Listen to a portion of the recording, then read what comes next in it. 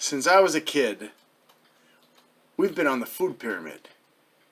Yet the food being served at my kids' school is vastly worse in terms of health than what I ate in school, and my kids complain about it.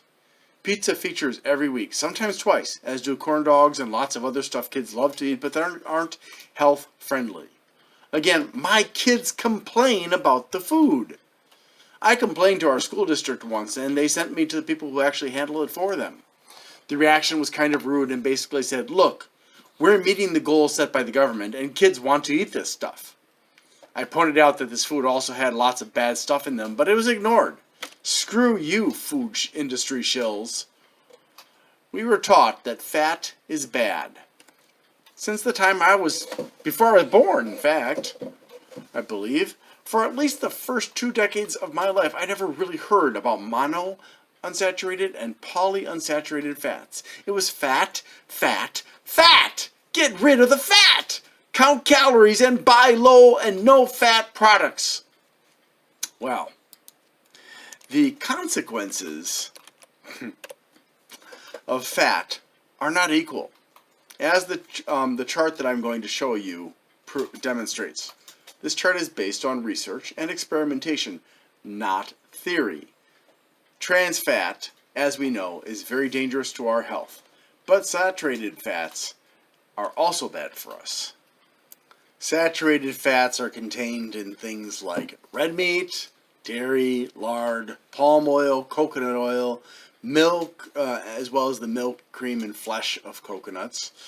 It also increases our risk of death from various dietary causes. In other words, diseases that are created by our diet.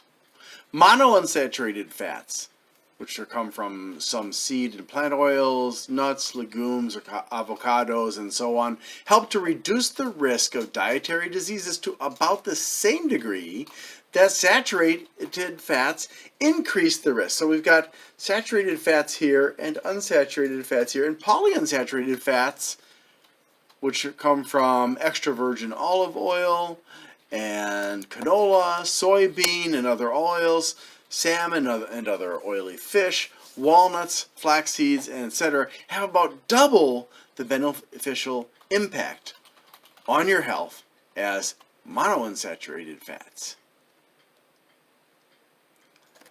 The demand to reduce fat became so loud, partially because of lots of press and the subsequent public reaction, that the food pyramid was altered, due primarily to pressure on politicians, as well as leadership by Ansel Keys, who actually distinguished between good and bad fats as early as the 1960s, but which media overlooked for the most part for decades. As well as the AHA, or the American Heart Association, and others. Unfortunately, the focus on all fats remained for even after that. A lot of people didn't become aware that there are good fats and bad fats, and then they started talking about HDLs and LDLs, and people kind of got confused. The food industry obliged and produced lots of low-fat choices. They discovered, however, that low-fat foods didn't taste the way people wanted, and some didn't taste good. So they added sugar and salt, not to mention increased production by frying in oil and adding flavor additives to improve flavor without knowing the long-range impact of the additives. But they knew the consequences of adding sugar, salt, and the wrong oils and frying. Yay. They discovered that there are food addicts. And then they started developing super processed foods that were also addictive, and spent millions and billions to fight any laws that would provide for better food, or clearer, or even any labeling in some countries. Why would they do this? Don't they care about us? Don't they want us to be healthful? Don't they want us to eat right? Well, no. They want to increase profits without regard for public health. And that's what they've been doing in many cases. How does that make sense? Huge numbers of people eating food are getting sick. Well, first of all, they're addicted to the food. They're going to keep on buying even if it's crap. And that means food and beverage profits increase. And that means that healthcare profits in combination with skimping on the quality of healthcare and imposing time and patient quotas on medical professionals, results in increases. And then that means pharmaceutical profits increase because they're going to push the drugs. Because they don't care if they don't care that the food and beverages you're consuming are bad for you, they're not going to care that the medications are going to cause problems too. And many of them do, if not all. So if those at the top buy into all of those markets as investors, as owners, they can only get richer at every turn. It's not really any different than war profiteering, except the targets are consumers like you and me instead of soldiers. But fat isn't the only problem, as I mentioned previously. Salt can cause hypertension, while sugar and other carbs can cause diabetes, atherosclerosis, heart disease, and atherosclerosis means plaque buildup in your arteries, which can happen around your heart, it can happen up here, and in other places. And other diseases, which are really just symptoms of the problem of your diet being wrong. As well as cause emotional imbalances, which I recently personally experienced when I was consuming too much sugar, and I started to become very emotional, very weepy. So low carb, high fat, saturated fat diets like keto may help you with diabetes, but it may just be trading one set of problems for another. Carb sources include complex, like grains, such as wheat, rice, oatmeal, and so on. Fruits, starchy vegetables like potatoes, sweet potatoes, yams, and other tubers, and simples like that are sugars, simple sugars. Syrups, sugars, honey, agave, and so on. Complex carb sources are broken down into processed and whole, with the latter, the whole, being preferable to all other carb sources because it takes longer to digest them. The output of the output of sugar into the blood is stable longer and lower than with the less complex ones and the simple ones, and the decline of blood sugar is also slower. But still, now complex carbs include things like black rice, which is actually purple, red rice, brown rice, wild rice, mixed rices, and things like that, as well as oatmeal and some of the ancient grains, and quinoa, and some of the other ones. They produce a better, lower, slower burn of sugars. So let's not forget the oils that are high in saturated fat. 6 decades of coconut oil studies have repeatedly shown it causes heart disease because of the saturated fats, which means the same problem exists in coconut flesh, milk, and cream.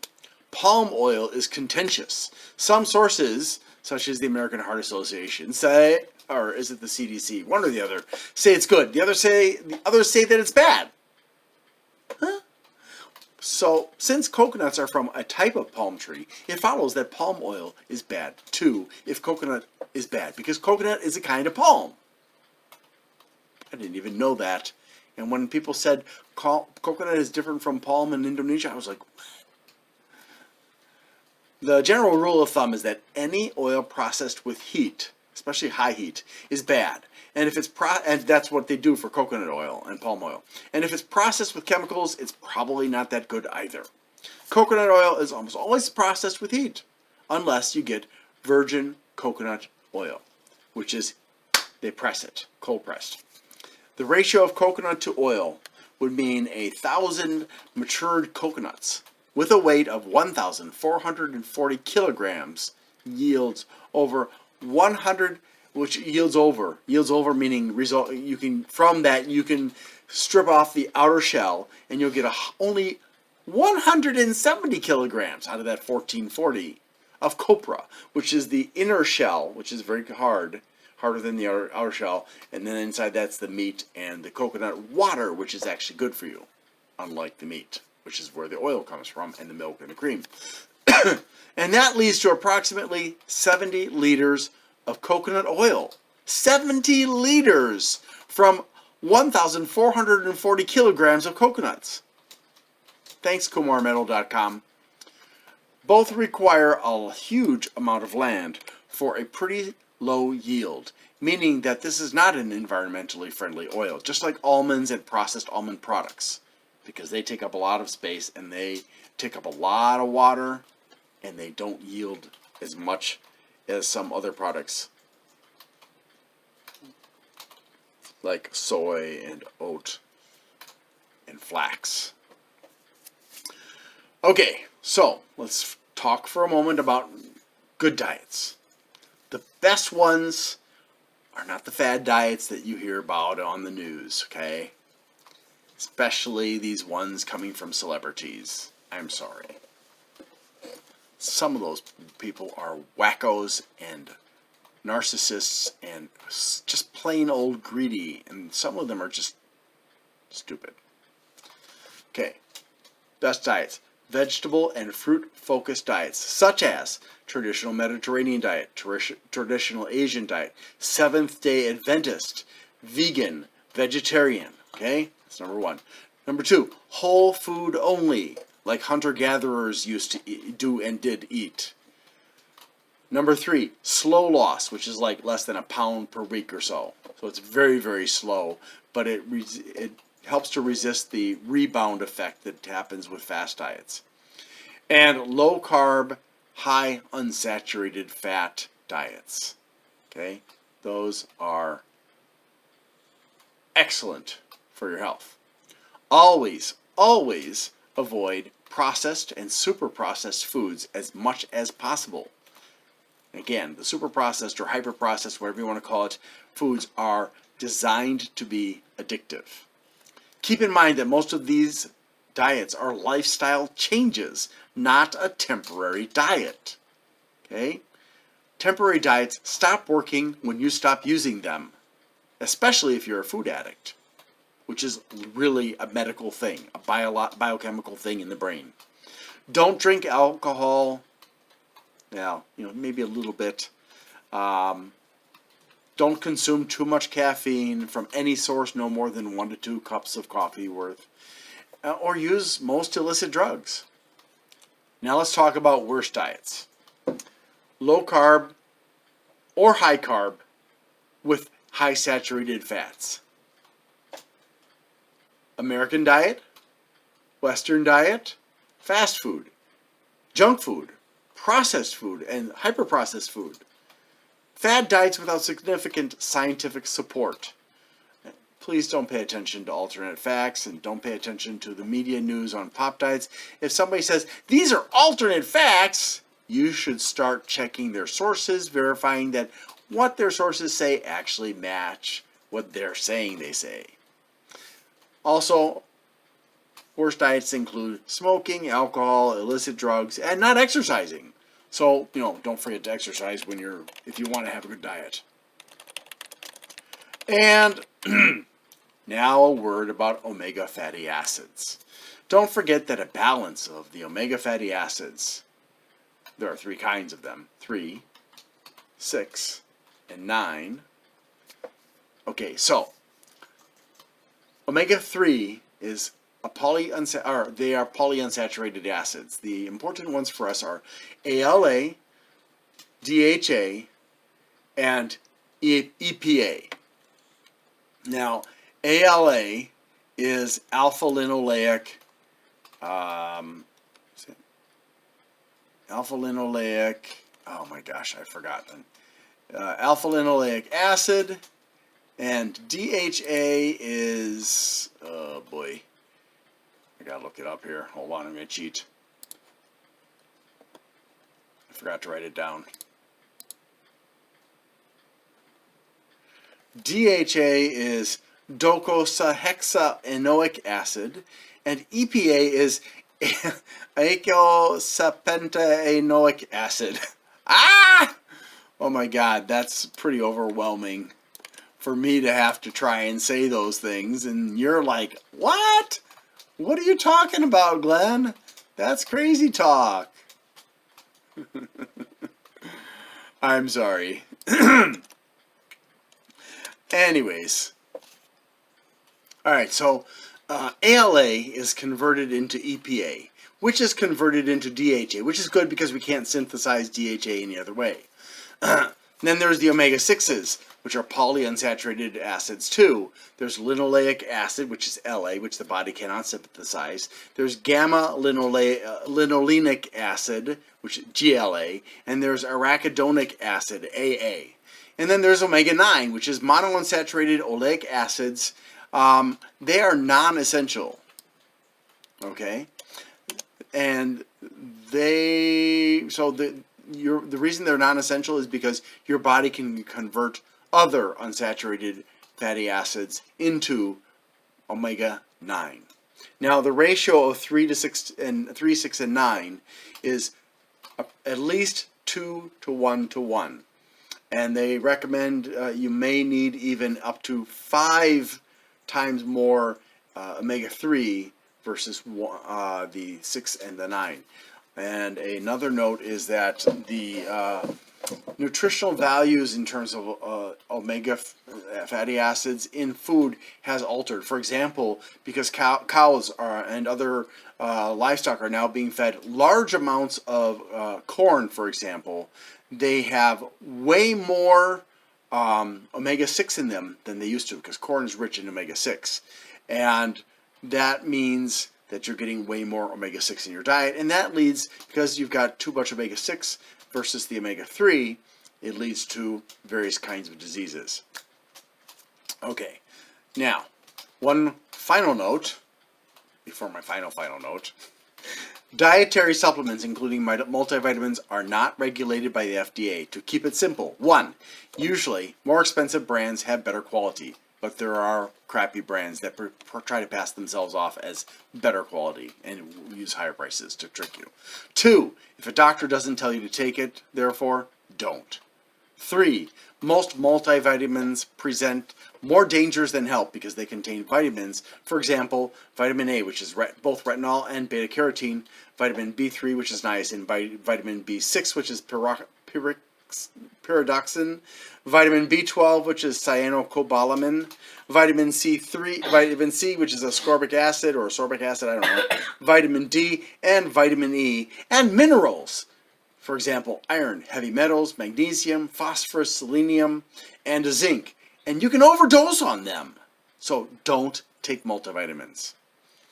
If you're taking a supplement and notice any problems, including lethargy, sleepiness, nausea, anxiety, sadness, vomiting, diarrhea, and so on, stop taking it, stop, and call your doctor.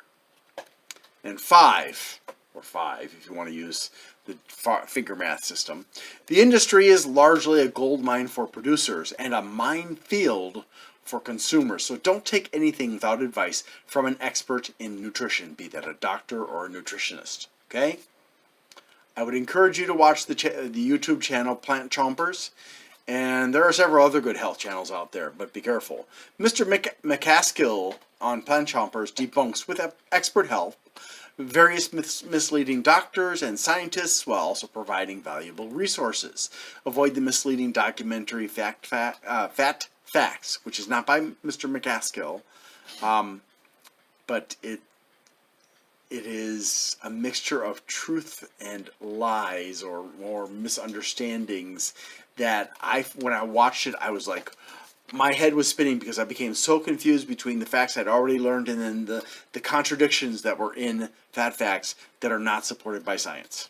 Okay, now I'm going to put in the comments, hopefully if I don't forget, I will put in all the references for this video so that you can go ahead and do a little researching of what I've used for some of what I've said here. And you can also do your own research because, as the Buddha said, don't believe what I have said.